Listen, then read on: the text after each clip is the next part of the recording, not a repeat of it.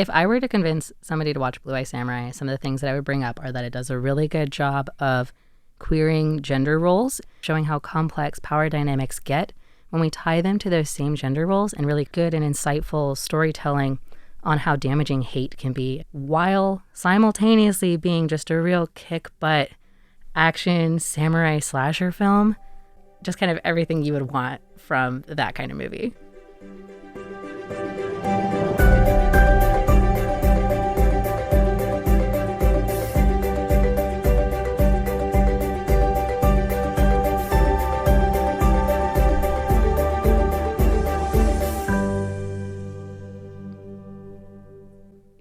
Hello, everyone, and welcome to Tales of Our Times. This is a show where we discuss the stories that move us, what makes them so meaningful, and why others should find meaning in them as well. This is not a spoiler-free show, so bear that in mind as you continue listening. We tackle movies, books, comics, and more. Where there's a story, there's a reason to read. I'm your host, Michelle Chiang. Joining me today is my guest, Amanda Stevens. Hello, hello. It's backwards day here in the studio. And I make the joke all the time. You're the unofficial co-host, so today... I'm actually the host? You're the host. You're the official host. I guess now the co-host. Yes. I love doing reverse hosting because as the host, whenever you are the host of your own show, right? You always have these ideas that you want to talk about, but because you're the host and you're featuring someone else, you never get to talk about it. That's what this is about, everyone. I finished a series and I need to talk about it. Yes. And Michelle was generous enough to come on and host so that I could get it out of my system. So without further ado, what story have you brought for us today? Everyone knows me, you know who I am. So as your host today, I would like to talk to you about one, following my own rule, just one episode from the series Blue Eye Samurai, which is on Netflix. It was published in 2023. It got a lot of media attention. It was created by Amber Noizumi and Michael Green. I want to put that out there because they deserve a lot of credit. It's a very good and incisive piece of artistic storytelling. And just to clarify, I haven't watched the series before. No. And I need to be convinced sometimes to watch something. So what Amanda's going to try to do today is to get me to watch this show. I hope describing this episode will do it. The premise of the show is that this takes place during I forget what it is. I know exactly what you're talking about. The period of time when like Japan had been exposed to the Western world and they were like, nope, we're not having it. Shut it down. Yep. And during that period, foreigners were forbidden to be inside Japan, punishable by death for anyone who works with them or is one of those people. Oh, wow. Okay. So the series follows this girl, Mizu, and she is half Westerner, half Japanese. And I say Westerner because half of this is trying to find out who her father is. Okay. And she is the blue-eyed samurai. Oh. Something I will say up front is my boyfriend and I struggle a lot with how to gender Mizu, but I'm going to stick with she because Mizu lives her life as a man in order to achieve her goals. But it doesn't really seem like a choice that she's ever made, like, because she felt more like a man. It's more like people have told her, you need to be a man. That's the only way you can protect yourself. Or like she feels like women aren't allowed to do the things that she wants to do. Okay, so this is compelling already for me. It's very fun. So as I always say, I'll give a little bit more of an overview. I'm going to talk about the 5th episode. So it's a big honkin' spoiler in the middle. No problem. It's so good though. I will have forgotten everything you've said by the time I'm in it. I hope you don't, but it's so good. It'll still hit. That's okay. I think it'll still hit. So what it is the general overall story follows Mizu. Okay. And she's the blue-eyed samurai. She lives her life as a man. And in the show, I think only one character or two characters actually know at any point that she's a woman, except for in today's episode. Okay. Oh, I love it. Okay. But like throughout the whole series, there's like 2 people that know she's a woman, and that number stays on one hand for the whole series. Okay. She is looking for her father to kill him because she is the product of, at least the story she's been told, a woman who was ravaged by a Westerner, and then she has been raised as a monster and an outcast. Because of her blue eyes, everyone calls her literally a demon or a monster because that's what she represents to them. So she is looking to kill. There are 5 white men in Japan, and this is like illegal knowledge, and she's killing them. And the story starts where she's already killed one, and she's looking for the next one. She finds out his name. He's Abijah Fowler. She is looking for him, and she's an unstoppable juggernaut for information. Along the way, she acquires some companions. One of them is Ringo. He has no hands. He was born without hands, and he wants to be her apprentice, so he follows her. Then she's also joined by Taigen, and he kind of follows her because he's like, I'll fight you, I'll defeat you. And then along the line, there is also Princess Akemi, who is in love with Taigen and is following them from behind, following Taigen to get him to marry her. This episode takes place after Mizu has made, it's episode 5, it's called The Tale of the Ronin and the Bride, and it is a nested story. Yes. And it's a 3-layer nesting. Okay. So the premise that you would need to know is that right before this, Mizu has helped someone out, but in doing so, ticked off an entire city's worth of bad guy mooks. The bad guy mooks are now going to burn down the brothel where she and her friends and the people she are supposed to help are, and they're going to kill everyone inside. And it's literally just Mizu and her handless friend Ringo and the princess, both of whom have no military training or fighting training, that are going to defend this brothel because Mizu messed up. Okay. That's the outside story. And it's Mizu just like fighting through these waves and waves of people that will and do hurt her very badly. So this is John Wick. Basically, she's John Wick, but... Kind of, yes. Action sequence a little wise. bit like not so willing to do this. Like this wasn't what she wanted to do today when she woke up. Okay. But she messed up and she's like, okay, well, I don't want everyone here to die because I messed up. So that's the outside story. Okay. Inside that story is a bunraku theater show, which is Japanese puppet theater. And that is where we get the title of the episode, The Tale of the Ronin and the Bride. But this parallels a story that Mizu remembers as she's so beat up through this fight of her young adulthood and how she became the person that she is. So that's where we're actually going to live in this episode, is in that flashback. Now, the flashback, Mizu decided a long time ago that she wanted to be this person, and she picked up a blade from her master and she went out to go fight and kill everyone who had wronged her. Right. So she tries to, and in her very first attempt, she gets almost mortally wounded by 2 thugs because they don't want to tell her information, and she's asking about illegal stuff.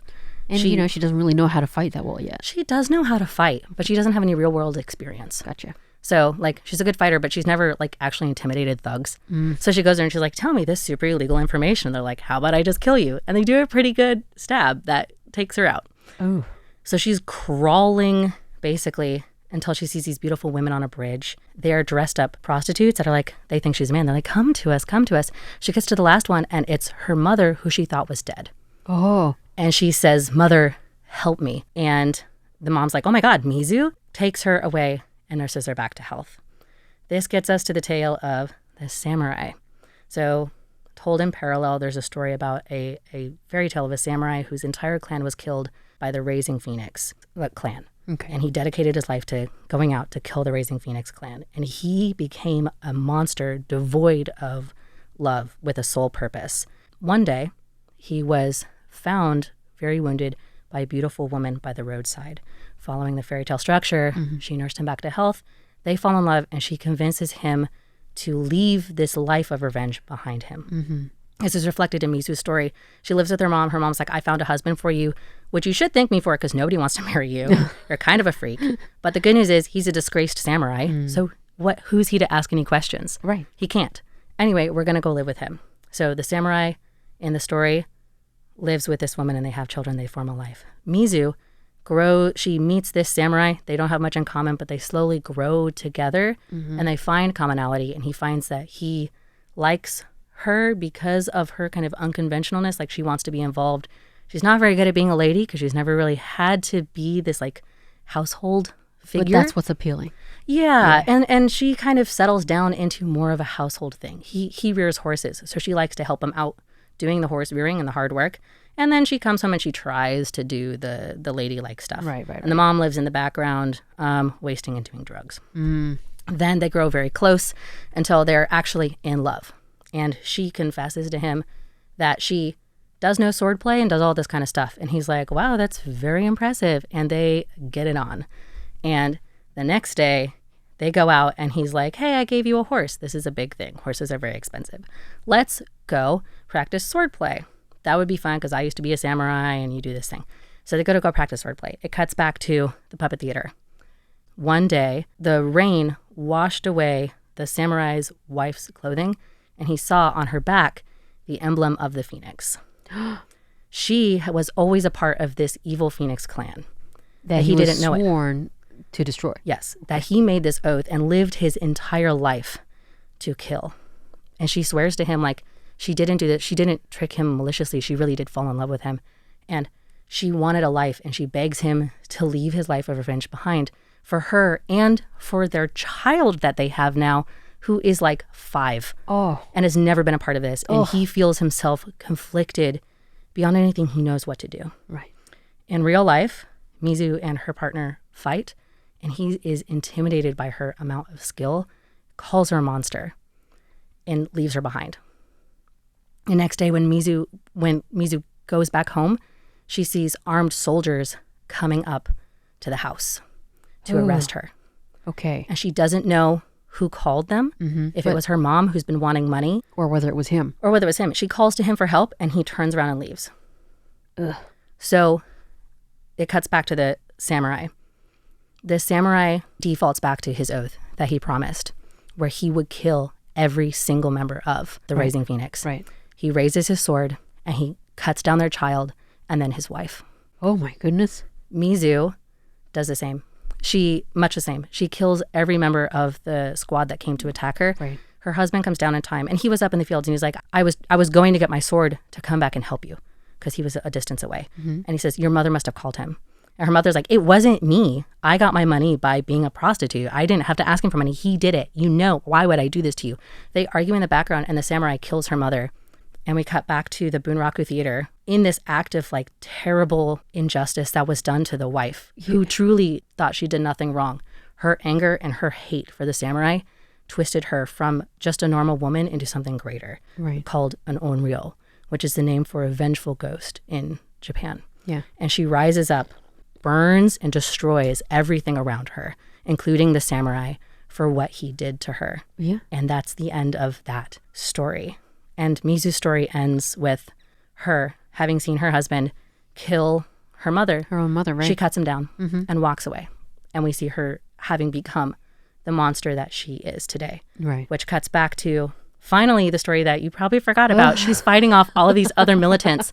And she's faced with another thing. Princess Akemi, who saved her life during this fight, hasn't been nice to her, but does save her life. Yeah. Begs her, don't let my father's men take me back, because I'm going to be married off to somebody else. And I don't want that. Like, I ran away from that. Please help me. Her friend, Ringo, says, you're a samurai. You have to be noble. And she says, I never claimed to be a samurai. And I don't want that. And she lets Akemi be dragged off. And Ringo's disgusted with her, and he leaves her. And she's alone. And that's where it ends. Oh, I'm like, okay, you guys can't see my face as Amanda is explaining the plot line of this episode to me, but... Yeah, I have the hairs on my arms are like standing up, even though I have not watched this episode at all. I'm freaking out. Man. I love this story.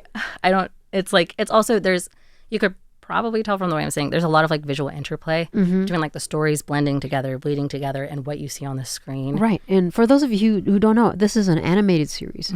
So it is very, it's a very different beast than obviously the cinematography of a live action. The animation is something that, like, I don't know if we'll have time to talk about, but for 1 second, it's stunning. It's also kind of a very interesting style of animation that I think is 3D animation that is also like overlaid with different effects, and possibly sometimes 2D animation. Definitely sometimes like a level of 2D animation on top of that. So it takes a very long time to produce, but like, anyway, okay. I love this show. I hope more people would watch it. This is one episode. This is a really big episode in terms of like what it tells you is like, my boyfriend and I, when we were watching it, we were under the impression that like Mizu had never chosen to live a life as a woman at any point in time. So this also conflicted it. To us that like she did at some point kind of want to settle down, because she was happy in that life. She didn't necessarily want it to begin with. Yeah. But she's somebody who hasn't really known what she's wanted her whole life. And she did find happiness there. Right. There for a period of time she was happy. And like we thought, we were under the, like we had been wondering so much about her character and like her person, because she's very guarded. You don't really know much about her this whole time. So it's a very like revelatory episode for many different characters, but obviously mostly for Mizu. There is something I should say. It wasn't totally without loss, because she does win the final battle in the top layer of that story because of something her husband taught her, a different kind of fighting technique. On the same day that he called her a monster, she kept it with her at the same time. So you can still see, even though like this betrayal was so deep, there are also like levels of respect that you can't let go of. You know, like it's complicated. I think that's also like, that's what other people could learn from it. Yeah. It's never simple. I mean, there's always in any drama series that one episode that does the flashbacks into one of the characters' lives. Usually the stoic, the masked character that everyone's always curious about. And then when you see the trauma that actually happened to them, it's just, it hits. It hits so hard. Well, I mean, like if I were to segue into like one reason why this episode meant a lot to me would be like sort of that, but because I think this episode I think is very cleverly done, because as you see the nested stories of it, I think it's really easy to immediately identify Mizu as the Ronin, because that's who she wants to be. Yeah. But you kind of go through, and at the end of it, you can see that Mizu is actually both of these people. Mizu is the Ronin who is dedicated to a life of revenge and like at all costs, at any cost. And that is her character all the way through. But also she is the wife who has been molded into this monster by betrayal, like deep hurt and betrayal that was not justified. Like these things that have been done, she hasn't done anything to these people that continue to hurt her. Oh, that's poetic. Yeah. Yeah. She's both parts of this story. Like you find her reflected in both of these. I thought that was very telling. Also, I think it's a really fun way to tie back like these traditional elements of culture that are like everywhere in this story. But like from the Onryo, because until this point she's been called a demon, which is kind of true. Like that's a very like classic storytelling thing. Yeah. But to suddenly shift it into an Onryo, the reason that those are created in the storytelling mythology, Onryos are only created out of situations like this. It's also interesting because I think in mythology, the myth of the Onryo or the wronged woman is how women maintained power and safety. Yeah. It's like, if you do wrong by I will come back your and wife, I will haunt you in a really terrible, horrible way. Well, actually, in Japan, there are the three big ghosts of Japan. They are all women. And two of them are women who met horrible deaths. Two at the hands of a samurai, actually. And the third one is it's kind of a love story, I think. So it's an interesting like thing. It definitely is a recurring they're all theme. women. Yeah. So like it's really interesting to see, like, again, when I said like it plays with these power dynamics, like tying her both to what is in this story, male exclusive roles, gender roles and power. She is a samurai. She's the one who decides who lives and dies. She's the one who's making all these shots. But also the feminine supernatural of the Onryo, like the ghost that was created out of invariably tragedy. It's the spirit of being wronged and knowing that you were wronged and you didn't have power in life to fix it, that you now have in death. Yes. Right? So we see this like, and then the death of like Mizu on these multiple layers.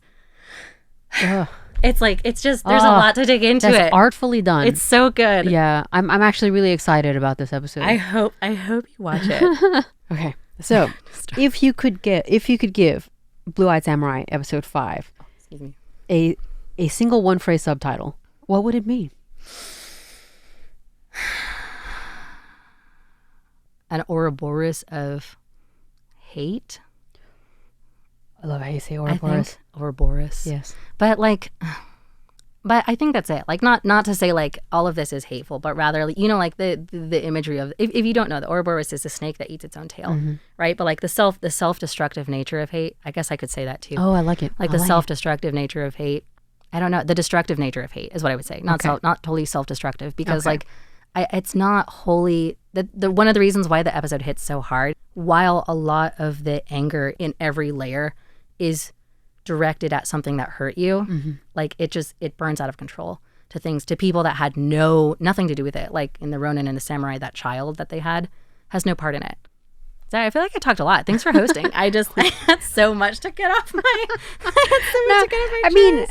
That's kind of what happens when you watch something or read something or witness, just go through this journey that's like so epic. You really want to talk about it. So it's a great show for that reason. I've been burning up to talk about this show. I hope you watch it. Are you? I think so. For the people, are you now excited? Have I changed your mind? Not changed your mind. Have I given you inspiration? Yes. Yeah. Actually, I'm going to go watch it now. Please do. I mean, yes, absolutely. So please follow up. All right. Thank you for joining us on Radio Taiwan International. This has been Tales of Our Time. I'm your host, Michelle Chiang, with my guest, Amanda Stevens. Thank you for hosting so that I could get this off my chest. I hope you enjoyed learning about Blue-Eyed Samurai, the Ronin and the Bride. The Bride, yeah. The destructive nature of hate. Love it. A Tale of Our Time. We'll see you next time. Bye.